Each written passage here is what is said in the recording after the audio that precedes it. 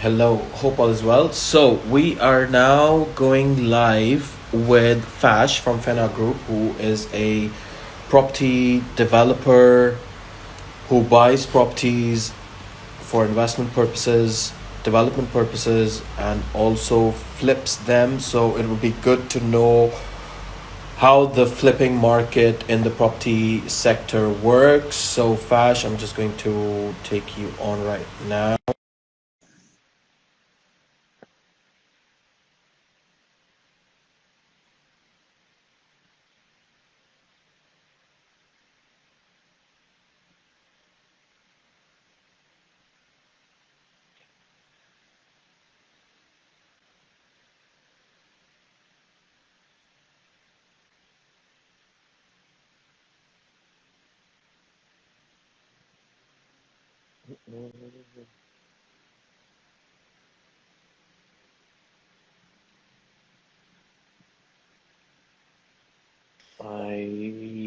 Here we go.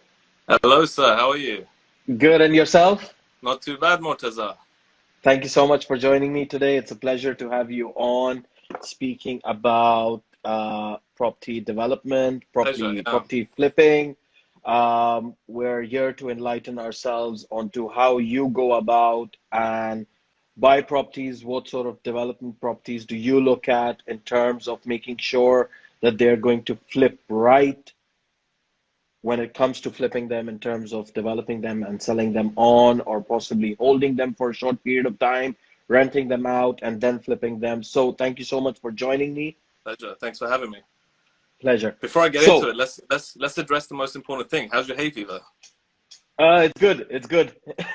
Today it's been good because I sort of came in and had the tea and stuff. So that tea does work, huh? You should check it out. It's I pretty don't know, good. man. I haven't bought it yet, but I'm still on the medication. I'm on the medication, but I need to try that tea. You need to send me the name of it. It's on my live story, so you can check it out. I posted one again this morning. I'll check it out. And they also, I'll check it out. sorry guys, whoever's listening right now, we're talking about teas, but they also book you in with a sort of a consultant to see where your hay fever sort of Okay. level is, and they build that tea according to what you need. So do check them out. Okay. Interesting. Okay. Super. Thanks for the heads up. So, So before it's a we little bit. start, The Fash, if connection you can seems a little bit introduce yourself. blotchy. Sorry, can you The hear me? connection seems a little Can you bit hear me? blotchy. So if I cut off, just let me know. Okay. No, it's perfect. Before Okay. we Cool. move forward, if you can introduce yourself as to who you are and what you do so that we can get the conversation Of going. Sorry, of apologies for course. that. Okay, so I'm Fash. I've been following your story for quite some time, but personally, my actual background is very, very different to property. So I've been in the advertising industry, so ad tech mainly, for probably close to 13 or 14 years. Wow. Studied business and marketing from university, and then straight went into the digital side. And when I started in industry, digital advertising was actually a very, very new sector. A lot of advertising was still the old-fashioned sort of print and billboards and TV, etc. So it was a very exciting time to be in it. And then, during that time, I'd say probably over the last 10 years, I've been very passively investing in property. So, just doing the odd one here or there, not really taking it too seriously because my primary focus was my job, right? I Digital didn't really marketing. have, that's Absolutely. right. So, my Before we very, get into that, I mean, what sort of intrigued you to get into digital marketing? I mean, growing up, did you always think that you were fond of that advertising sector, or did you have other aspirations in mind? I mean, as we yeah, I grow up, mean, we want to do a lot of other things like become a lawyer or become yeah. a doctor, all that kind of stuff. Did you have that in mind, or no, it was like you saw these marketing agencies from a young age, looking at billboards, looking at the advertisements on TV, listening to them on the radio? Is that what drove you towards becoming a digital marketer, or was it something else? So I mean, if we take, I mean, it's a good question. If we take it back, I think so. Just to give you a little bit of history about me on a personal level, my heritage is Iranian, and I'm sort of like a child of the revolution. So my parents moved to the UK after the revolution. We didn't really know what, I was like 4 or 5 years old, so I didn't really know what was going on. Didn't speak the language or anything. So from that point in time, I came from that background of Iranian parents, and with Iranian parents, it's a lot of it's like you're going to be a doctor or a dentist or a lawyer, a lot of professional It's jobs. it's it's it's the Asian background. There you go, right? I'm sure you're familiar with it. So it wasn't a case where I was like, "Mom, I want to be a dentist," and she was like, "No, Yeah, you have to go into advertising." It was definitely not that. It was yeah, the other way around. And at the end of the day, I think it's I've got two kids myself, and I think the key thing is to really recognize their strengths and their yeah, talents. And I just wasn't the science kind of guy. I had my brother to compete with, who was very smart, very good at maths and science. But unfortunately, that was not me. I was always the guy trying to look into setting up a small business or selling something at school and getting told off for that and all those kind of things. So business and sort of generating income from something, buying something cheap, selling it for more, something simple like that was always something that I so was you had interested in. that entrepreneurship in you from the very Definitely, start. definitely, yeah. And Gotcha. from an advertising point of view, I just remember thinking of advertising as such a big influential thing to be able to do, right? You're basically influencing people to take action. You're influencing people to make a decision, to buy something, Of to course, go of course. somewhere or whatever it might be. And there's certain books, I don't know if anyone's read it, there's a book called Propaganda, which is very interesting. And it's like, something that we may be going through right now with everything that's going on in the world. Propaganda is all the way around us. And that sort of media marketing has such power that I found it really intriguing. But at the time, before university, and actually during university, all my knowledge was these old-fashioned advertising agencies and how they were doing things. Digital, again, was not taught in universities then. It was very Yeah. much the old ways of marketing. So when I came out of university, I just, through a connection of my brother's, she had just started at a digital marketing company. She goes, "Hey, listen, if I was looking for an internship or some sort of placement, why don't you try this out?" I was like, "Yeah, it looks cool. Like, you put ads on the internet. That sounds pretty cool."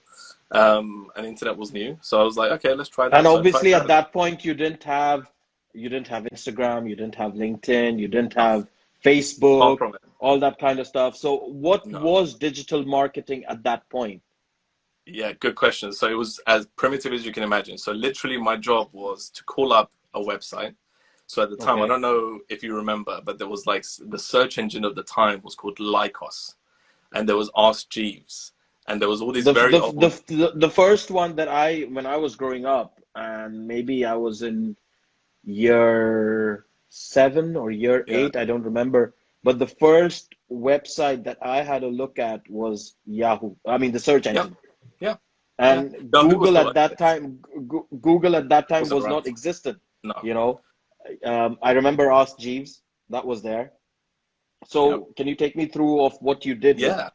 So literally, we would, my job as a very junior person in that company was literally just to. A lot of the times they were just using me for admin stuff they didn't want to Got do, you. which is fine. I had to learn the ropes.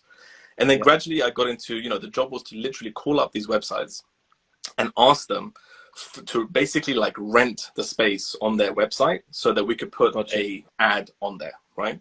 All right. So today, And what pay we them. see with the top highlighted bars and the sidebars and the when you search on Google for something like, let's say, a digital marketer near me, the first three that come up, Yeah, all that kind of stuff. So that's what you were doing at that point pretty because much, all right? But these social without all the media platforms intelligence. were not existent.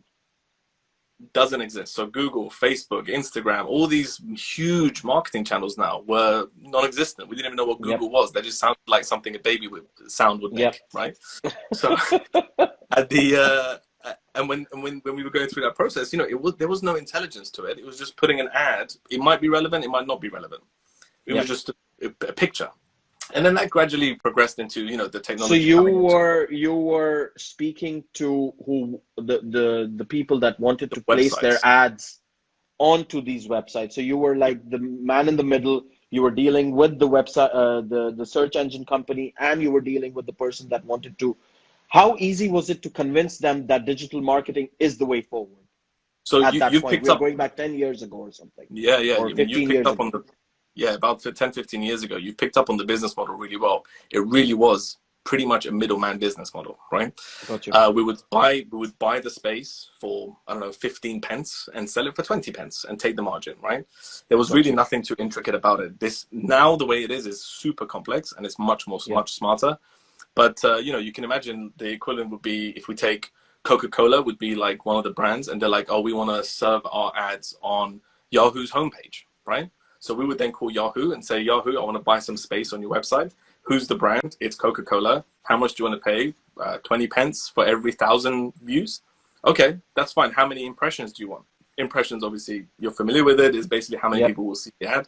Yep. 5 million. I want 5 million for the month. There you go. So 5 million at 20 pence per 1,000. Here's your bill. And then we used to serve it. Now, whether it served or not, we don't know. The reporting was not what it is now. It was just like sort of guessing, you know? So it's like something what people do on Instagram promotion today, kind of thing.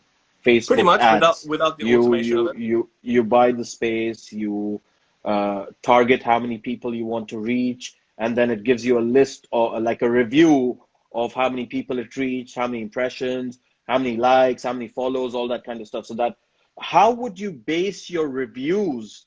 I mean, how would you give that review to Coca-Cola and say, look, this is what your ads did, and this is how many people that it went to? But how would you sort of base that? I mean, you didn't have all That's a really those. good question.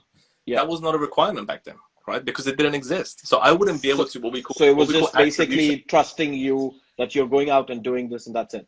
The trust was on the publisher side, by the publisher saying, I can tell you that the majority of people that come onto the Yahoo homepage are females aged 35 to 43.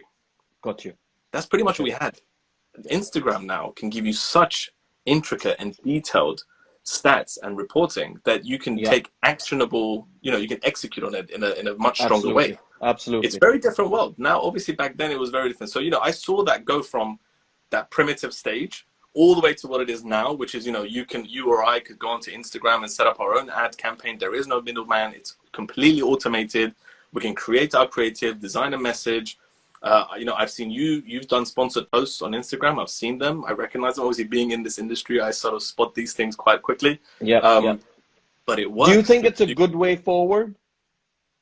I think with Instagram, I think it's a very, very powerful platform. Same with Facebook. I think the targeting based on the demographic insights and data that they have is super powerful, right? To be able to set up a campaign on Facebook targeting property enthusiasts within a certain region.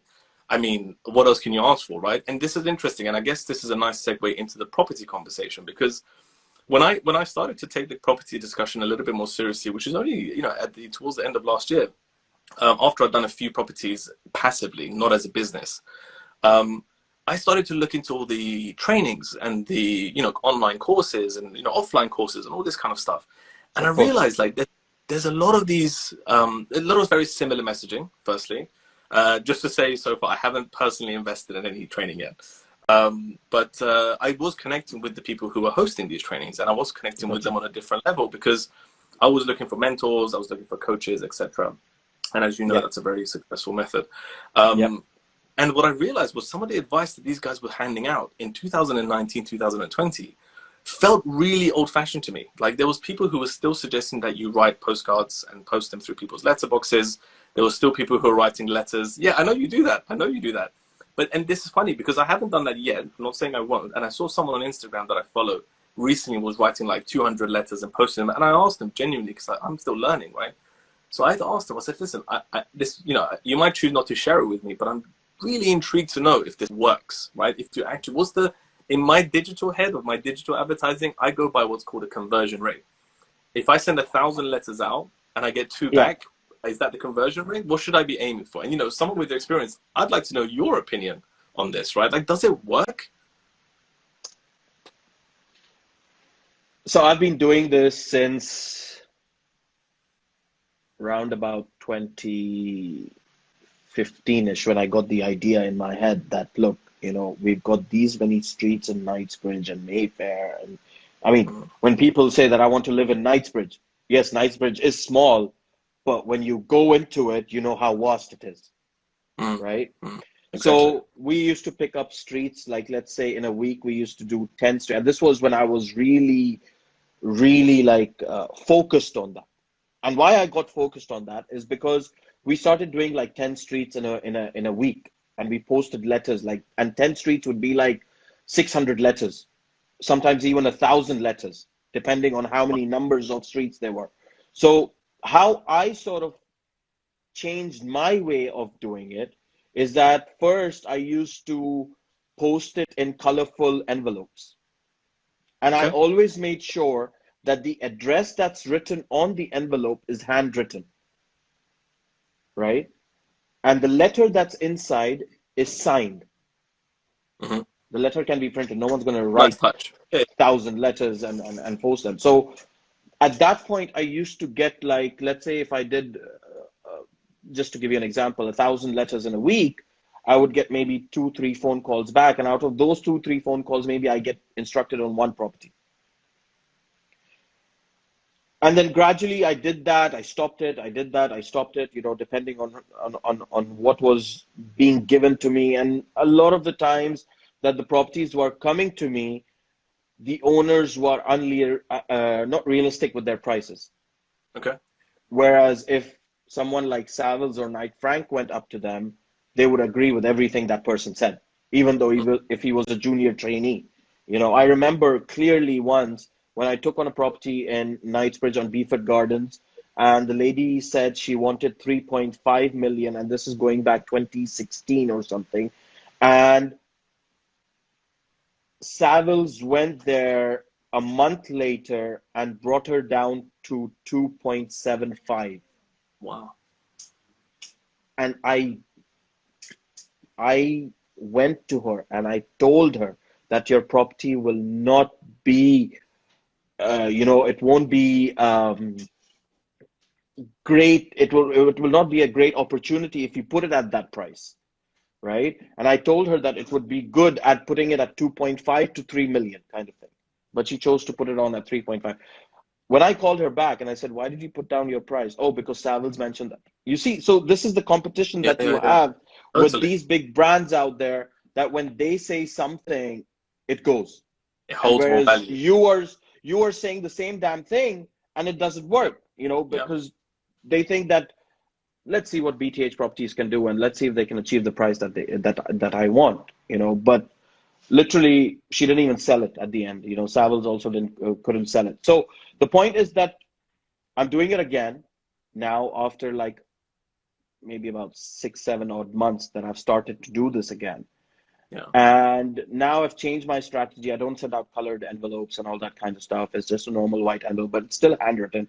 So let's see how it goes. But I think even if I get one instruction of doing this for 3 to 4 weeks and I get one instruction, it's good. I mean, if I sell that property, it's Yeah. pretty good. Of So course. Yeah. Yeah. over the time that I've done these canvassing and I've been instructed on properties, I've done 5 deals, Okay. sales and lettings. So it's sort of worked in terms of the conversion rate is not as great, but then what the deal that you do sort of pays off for all the work That that makes you sense. put in. I'm testing it again. Let's see how it goes for the next maybe 2 months or so. And if I think that the conversion rate is not that great, I might stop it and then come back to it again. So I keep on going on and off on it. But we're speaking about property flipping, and I want to know how you got into it. You mentioned that you were into digital marketing and then you started thinking about earning that passive income. Yeah. What sort of made you realize that you wanted that passive income in your life? So, I mean, being in these kind of companies for a long time, obviously you build your way up in terms of seniority and the roles you do, and you acquire so many skills that are transferable. And as I mentioned, over the last probably 8 to 10 years, I had passively done properties, either to flip or to buy to let or whatever it might be. And I realized, and to be honest with you, my wife was a big contributor to a lot of the success of those because she has a great eye for these kind of properties and she's great at finding those things. And I realized, well, hold on a second. Like, if I look back in terms of the amount of money that I've made over the last few years, there's been large chunks that have come through a lot of property. And then Yeah, if I look at the amount of work that I've put in compared to my job compared to the property, I realized there's a huge imbalance, right? There was a lot of less course, work gone of into the course. property side of things as opposed to my normal day-to-day of waking up every morning, getting on the train, going to the West End, all those kind of things. So I realized, well, realistically, I work my French, I work my ass off and I work for a company and it's, I get paid, but I'm actually making someone else very, very rich and I'm caring for their company as if it's my company. But it's not my company, right? So Yeah, what if I had the ability to put in the same amount of effort into something for myself? And that's really where the driver came from. in the sense that I thought, well, I've done the property side. I understand how it works. I've got a few connections. I wasn't on I didn't have an Instagram for Fina Group at this point. And I thought, well, I understand social media. I understand digital marketing. So I feel like the combination of those will come in really well. And I also, separately to the property side, I've been, again, passively investing in businesses as an angel investor for quite some time as well, with a friend of mine who's a bit of an advisor in that sense, and someone I grew up with. And this year we actually made another investment, which was very cool, in an augmented reality company. But it's I got to the understanding of how to assess, or let's say appraise businesses as well. So I kind of knew how to structure things in that point. And as you can see, there was quite a few skill sets that all I had to do was sort of bring it together to create Fina Group. And then to be honest with you, the lockdown gave me the opportunity and the time to actually give it 100%. There you go, right? To double down on this opportunity. And honestly, touch wood, thank God, like it's been a huge. And are you still working for that company, or no? It's not. It's just you. No. I still work for that company. I manage basically my primary. I manage sales teams. So my selling and negotiating has been my life. So I manage a sales team right now where we focus on very, very large large businesses, huge brands that you'd recognize, such as Booking.com, Emirates Airlines, all these massive companies that do their digital marketing. And I manage a sales team who manage those guys. So, I'm familiar with negotiating. I'm familiar with high stakes conversations. I'm familiar with structuring strategies, all these kind of things. And I felt like I need to do this for myself rather than another company. Now, how long will it take for me to be able to replace my salary and actually be able to give Fina Group the attention that I want to give it, which is 100%. I've given myself 3 to 5 years to fully leave my job and, do this as a profession, but the sooner the better. I'm not slowing down for that. It's just a matter of being realistic in the terms of how much can I contribute to it. From that point of view, that's really when this year kicked off. And, it started off with trying to figure out the best way to raise the capital to grow an investor network, because I knew that if I want to move forward quickly, the number one priority for me is where's the money going to come from. And luckily, again, something else that I guess maybe contributed to this is that I used to live in Dubai and I saw your interview this morning with one of your connections where she said she's also a property. We actually connected last night. Yeah, so, I also lived in Dubai, so obviously I had a lot of networking connections there. So, utilizing everything that I've got, friends and connections, managers in the past, whatever, to say, look, this is what I'm doing, getting out there saying, look, I'm basically creating a vehicle for you guys to be able to make more money through the projects that I'm going to be doing. You just sit there and make your money. Now, you're more than welcome to come in as a joint venture partner and make more money. But that's not passive anymore, right? So if you want to be passive, you got to put in the work, you got to put in the effort. So basically you're doing something like a JV partner, but a sleeping JV partner. It depends on it depends on the project. If I need a partner, then of course I'll be open to that, and I know I will. And maybe it's a bit early for like the big partners, but my goal is to moving into multi-unit buildings, right? And probably in the areas that you specialize in. Absolutely, so one day. Definitely. And I think it's, it's just a matter of time. And, again, I've been very lucky and fortunate in the sense that I've built trust with my network for over some time. So a lot of them are friends and connections that I've had for quite some time. People I've reached out to on Instagram, and I just saw Saif is on here as well. So, people like Saif, just reaching out to him, how helpful they can be, the advice they give you. People like yourself I've reached out to in the past, you're very helpful, very, people are very generous with their knowledge and time when it comes to the property world. And this is the whole reason for doing the live session, because it's not just like, I thought I'd be talking about flips and stuff with you, but now you open up my brain in terms of marketing, digital marketing, how you went out there and did it. So it's all about sharing the knowledge, advising people on how they can go about in their career, in their lives, to build up the property passive income. And also look at something else like marketing, for example. You want to advertise on digital marketing spaces. This is how you can do it. So it's good that you shared all of this stuff. So now that you're into the property game, what sort of projects do you look at? What's your niche kind of thing? So I guess, the first thing that I had to do was actually, and this was advice again from people I met on Instagram, they were like, look, you need to focus on your strategy. You're a bit all over the place. Because as you know, when you look online and on these trainings, all you see is like HMOs and rent to rent and service accommodation. There's a lot of that information because of the lower barriers to entry. More people can get into those strategies, right? Absolutely. But then when you look at the land development, it's a whole different ballgame, right? Those are much higher barriers to entry. People can still get into it. It just takes a little bit more work, maybe more networks, and maybe a bit more capital. So when I looked into the situation, looked into the different strategies, I studied pretty much all of them. And then I looked at my situation and I looked at my skill sets and said, okay, which strategy matches what I can do? For me, it was, again, flips primarily for the first 2 years to raise capital, and then also land development. Now, I'm not doing it sequentially, so that means I'm not going to do flips and then land development. I'm actually doing them both at the same time. Simultaneously. And I know that. Okay. That's right. Yeah. So and I partnered up with certain people who do land development and invested in some of this primarily to learn from them. Like, I'm learning, right? So I'm one who's done this for many years. Absolutely. To learn how they do it, learn the ropes, and you're learn the fully connections. involved in the projects when you want to go for site visits, or you want to speak to them of how they're going and what they're doing. Do you normally call them up and arrange that sort of terminology between yourselves? Yeah, that's a big part of the agreement. So I mean, it wouldn't at this point, it wouldn't suit me to just be a passive investor. I need the education is worth way more than the return on the cash at this point. Absolutely.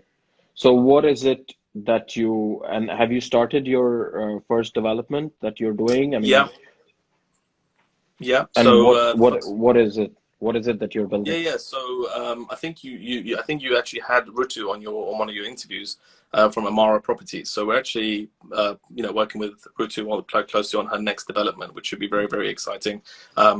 I don't know how much she wants me or doesn't want me to share on this right now, but it's better not to share it. Yeah, so I mean, I'm very excited about the project that she's obviously leading on that scenario. I'm going to be hopefully learning a lot from herself. She has a lot of experience, way more than I do when it comes to land absolutely development.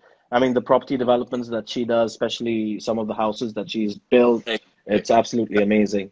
Super luxurious, That's right. That's right. So, from that point of view, you always got to look at people who are a few years ahead of you to be able to learn from them. So that's the ideal scenario in that sense. And hopefully in the next few months, I'm hoping to acquire another property just for a simple flip. So this is a refurb and a flip.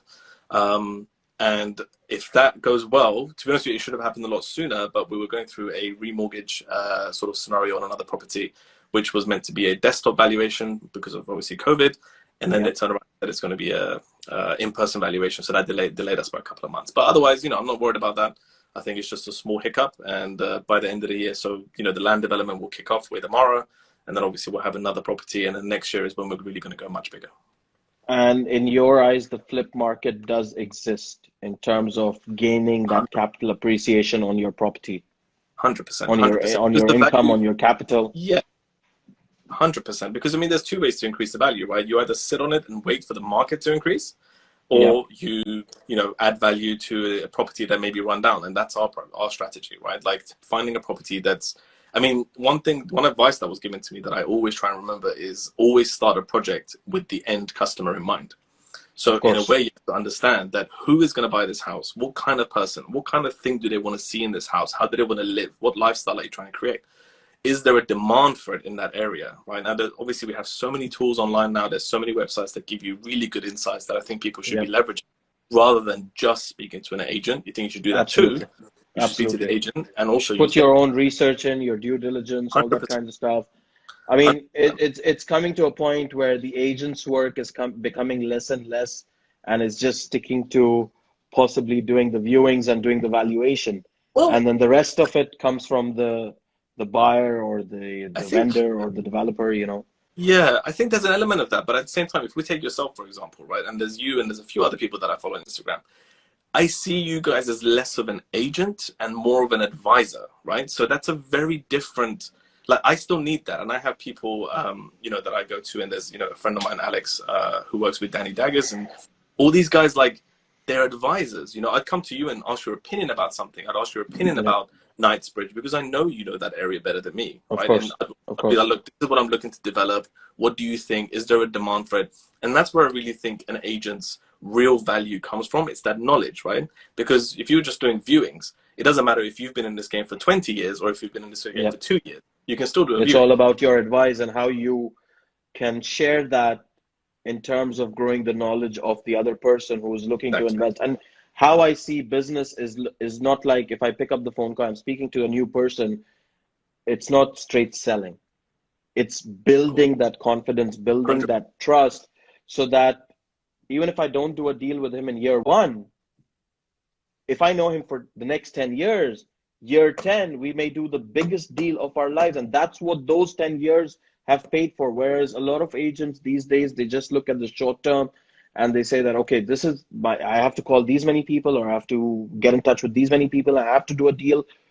The way the world is running right now is like, you gotta be an advisor plus an 100. agent, a consultant, to anyone can ask you any sort of question, and you have to have an answer to that. You can't just say that, you know, that someone else will advise you or someone else can Exactly. give you that information. You have to have the knowledge about everything in terms of finding the mortgage for the property. That's How, if I'm a first time buyer, how can I go out and do it? If I want to get a help to buy, like just this morning, I had a person who wanted advice on help to buy schemes and all that kind of stuff. So I spoke to him, I gave him the information that he needed. And, so that's what we build on. And that's how absolutely. business should be done, I guess, rather than That's right. just Leveraging your straight. network, right? Absolutely. Leveraging your, like an Absolutely. agent. I always find that agents have incredible networks, right? They know a lot of people. And if you think of it from a property developer's point of view, I can go to an agent for a tenant.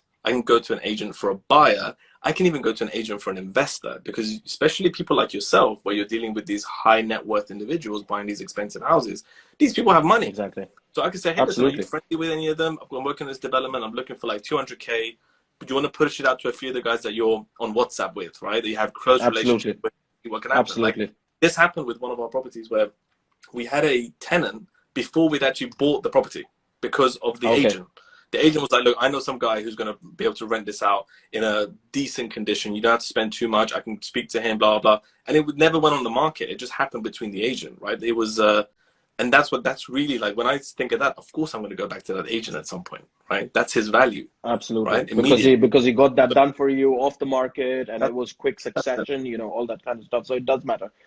But thank you so much for coming on here, sharing all the Thank knowledge you. that you did about, how you started in your career as a digital marketer to building up your passive income. And I wish you all the best in terms of Thank finding you. your property deals and giving it to BTH Properties to sell them. Of course, 100%. And Mortaza, thank you. Thank you for doing these videos. I personally find them very helpful and educational. So I appreciate you putting in the Thank, time. And thank you best of so luck much. with everything you do as well. But before you go, if you can share a few words of positivity to the world, and so that they can take that on board and move forward in life, what would you like to share? Yeah, I mean,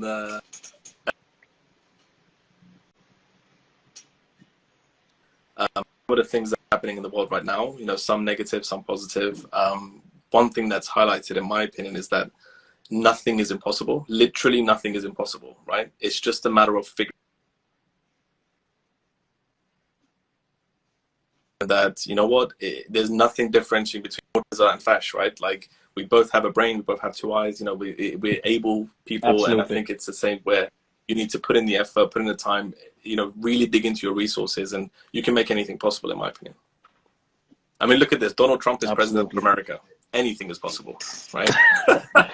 I'm not going to get This is political. this is this is my motto in life, that if you are what you are and you can spend the money to buy what you want, That's it. then you can become the president of the US. There you go. There you go. Because Exactly. I personally believe, and I'm sure you do also, that that seat was bought. 100%. But Man, money talks, we're not unfortunately. we're not here to discuss There politics, you go. but that's It's just an another call, opinion. Mortaza. It's another call. But thank you so much for joining me, Fash. It's a Pleasure. Thank you, pleasure to Mortaza. I have really you enjoyed that. on, and thank you so much for sharing all the stuff that you have. Have a great day. Pleasure. Pleasure. You too, my friend. Take care. Take care. Bye bye. So that was Fash from Fina Group, who deals with properties in terms of buying them, developing them, adding value, and then flipping them on. If you're interested in learning more about how to flip your properties that you buy, get in touch with Fash, and I'm sure he will advise you on how he does it. and what sort of properties does he look for to get that done. But thank you to him, and thank you to all the viewers that tuned in. It's a pleasure to have you on every day. And this is why I do these live sessions, to share the knowledge, to share the positivity with all of you out there. So thank you so much. Have a great day. Richard, clean, apologies, but you joined a bit late on this live session. We'll see you next time. Take care. Bye-bye.